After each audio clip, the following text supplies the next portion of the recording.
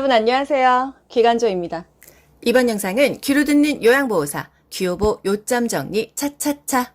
기본기를 다지고 여유 있는 점수로 합격할 수 있도록 요양보호사 파트별로 요점 정리 올려드릴게요. 정확하고 빠르게 문제 푸는 연습 꾸준히 하시고요. 귀요보 수시로 들으면서 짜투리 시간 활용하세요. 편하게 듣다 보면 어느새 고득점으로 합격하실 거예요. 여러분 모두 합격 가자. 좋아요 눌러주세요. 33번 요양보호 업무의 목적. 우리가 요양보호사로서 방문 요양을 합니다. 그 목적은 뭐죠? 대상자의 신체 기능을 증진시키고 그들의 삶의 질을 향상하는 데 있어요. 또 안락한 노후생활 영위를 도와주잖아요. 잔존 기능을 유지시킬 수 있잖아요. 또 보험자와 가입자가 누구냐? 노인장기요양보험제도의 보험자는요. 건강보험공단입니다. 보험자는 보험공단이에요. 보예요. 보험자는 돈을 받아 먹고 돈 쓸 일이 있을 때 돈을 내주는 사람이 보험자고요. 가입자 또는 피보험자는요. 국민이에요. 우리가 돈을 내잖아요. 건강보험 저 같은 경우에도 지금 9만 원 정도 내고 있거든요.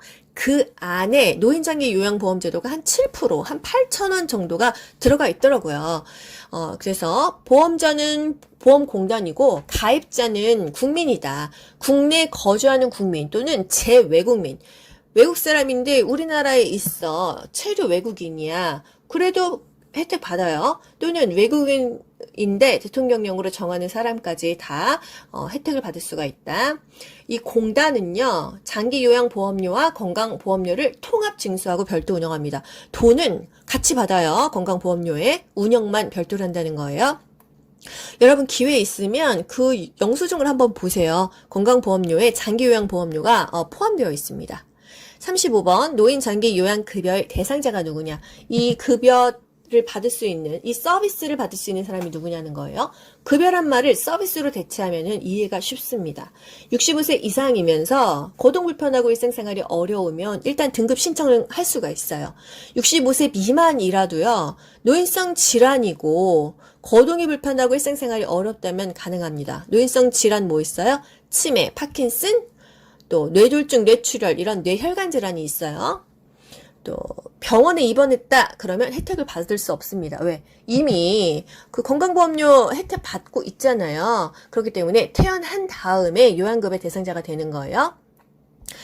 뭐 또 옆에 이제 예시 많이 들어드렸는데요. 뇌경색으로 일상생활이 어렵다 하면은 나이 상관없이 가능하죠. 요게 36회 오전 시험에 나왔어요.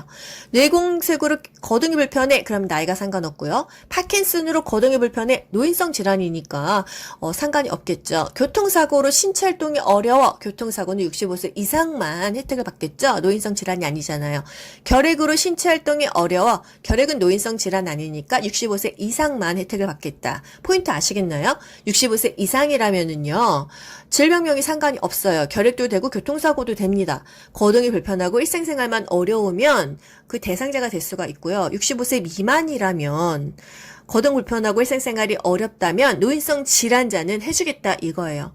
만약에 95세야, 거동 불편하지 않아. 그럼 혜택 안 줍니다. 65세 이상이어도 건강한 사람은 혜택을 안 주고요. 불편한 사람만 준다 이거예요. 36번 장기요양 인정 신청 절차. 어떻게 이 등급을 받을 수 있냐? 어디다 신청하냐? 건강보험공단에다가 신청을 해요. 그러면 공단에서 직원이 집으로 방문을 합니다. 한 쉬운 두 가지의 항목에 대해서 체크를 해요. 그리고 나서 의사소견서를 제출하라고 해요. 그러면 보통 이 병원에 가면은요, 의사들이 전산으로 그 의사소견서를 입력을 합니다. 그럼 바로 공단으로 넘어가요. 공단에서 이제 이런 서류를 다 받았잖아요. 최종 등급 판정을 어디서 해요? 등급판정위원회에서 개최를 하고요. 이 등급을 이제 줍니다. 장기요양 인정자는 1등급, 2등급, 3등급, 4등급, 5등급 또는 인지지원 등급을 받아요. 등급 외로 복지를 이제 받는 사람들도 있고요. 노인 요양시설에서 대상자에게 장기요양 급여를 제공한 후에 비용을 청구하는 곳이 어디냐? 비용 청구는요, 공단에다가 합니다. 이 시설에서 보통 시설로 가면은 우리는 20% 내잖아요. 집에서 제가 급여는 15% 정도 내잖아요. 그러면 20% 여기서 조세가 20%가 와요. 그럼 나머지 60%는 누가 냅니까?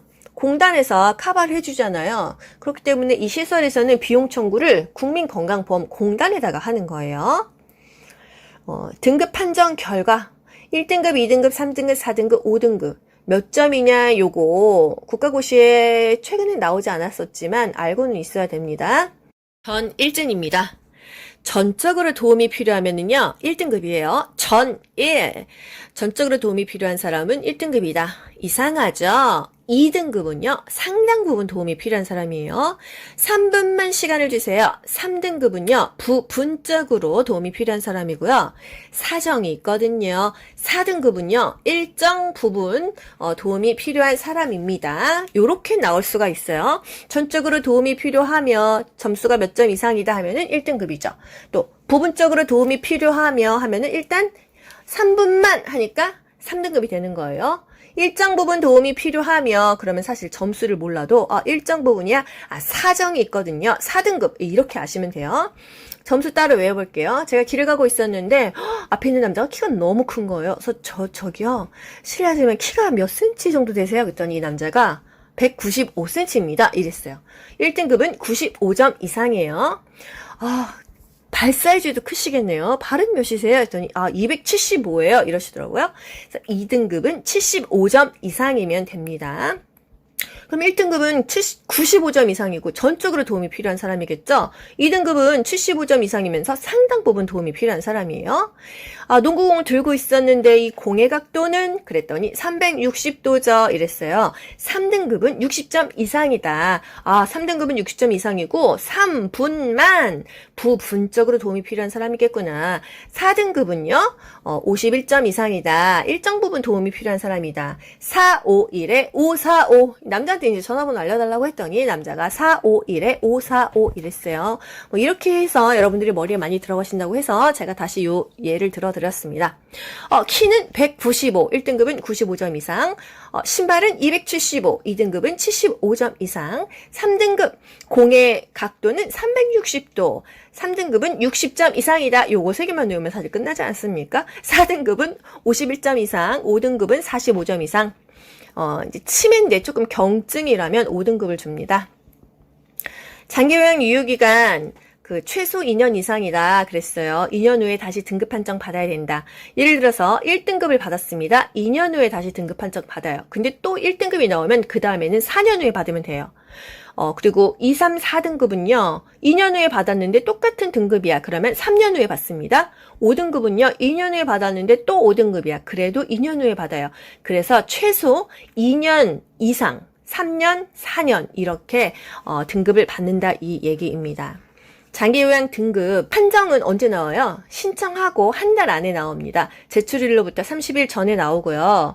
또 이의제기를 하려면 통보일로부터 90일 이내, 3달 이내에 해야 돼요. 우리 엄마 4등급 나올 줄 알았더니 5등급 나왔어. 1등급 나올 줄 알았더니 3등급 나왔어. 다시 이의제기하고 싶잖아요. 이 통보받은 날로부터 3개월 이내, 90일 이내에 이의제기 해야 되고요. 갱신을 해야 되잖아요. 지금 2년 됐어. 2년 됐는데 2년 되기 좀 전에 갱신해야 될 거 아니에요. 언제부터? 끝나기 3개월 전부터 한 달 전까지를 기억하세요. 90일 전부터 30일 전에는 이제 갱신 신청을 해야 연장이 되더라는 거예요. 38번 장기요양 급여의 종류에 대해서 알아볼게요. 재가급여, 시설급여, 특별현금급여가 장기요양급여의 3가지예요. 재가급여, 집에서 받는 서비스죠. 시설급여, 시설 가서 받는 서비스예요. 특별현금급여, 특별히 현금으로 받는 거예요. 재가급여에는 방문 요양, 방문 목욕, 주야간보호, 단기보호, 그 밖의 서비스 아까 배웠었죠? 이 중에서 방문 간호가 하나 나타났습니다. 이거는 재가급여의 종류에는 있지만 이 재가노인 복지 시설에는 없다는 거예요. 뭔 말이야?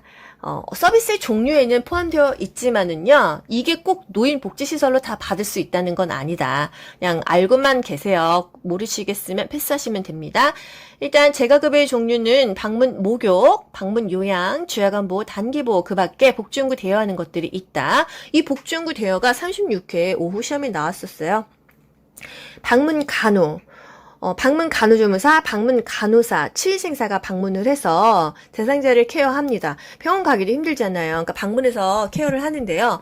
장점은요, 집에서 받을 수 있잖아요. 친숙한 환경이고, 뭐 평소 생활 공간이기 때문에 좋다. 그런데 단점은 좀 서비스가 단편적이기 때문에 긴박하거나 긴급한 상황에서는 신속한 대응이 어렵다는 거죠. 의사가 없으니까요. 또 시설급여는요. 노인 요양시설, 노인 요양 공동생활 가정이 있다고 했잖아요. 또 서비스가 종합적으로 제공받을 수 있지만 단점은 뭐예요? 사람들이 다 모여 있잖아요. 개인 중심 생활이 어렵다. 그리고 가족이나 친구, 형제가 떨어져 있어서 좀 소외된다. 요양원 갔어. 그러면은 사실 면회도 어렵고, 특히 코로나 요즘 같은 때는 면회 자체가 안 되기 때문에 굉장히 소외되고 있죠. 그 안에서 학대를 당하는지 여부도 모르고, 대상자들이 만약에 치매야, 그러면 전화도 걸고 받는 것도 잘 못할 수 있잖아요. 그런 좀 단점이 있다는 거. 특별 현금 급여. 재가급여와 시설급여를 받을 수 없을 때 특별현금급여를 지급합니다. 특별현금급여에는요, 가족요양비, 특례요양비, 요양병원 간병비가 있어요.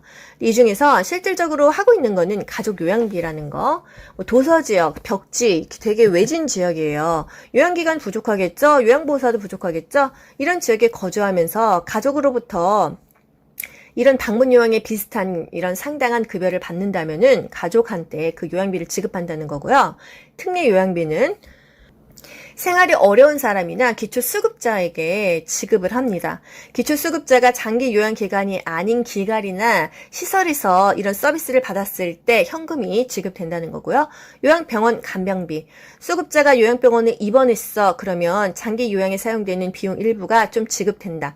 요거까진 다 모르셔도 되고, 가족 요양비라는 거 있어. 뭐 이렇게 시골 벽지 외지에 거기서 이제 가족이 돌보게 되면은 돈을 받는다. 이게 특별 현금 급여라는 거. 여러분 모두 합격. 가자. 안녕.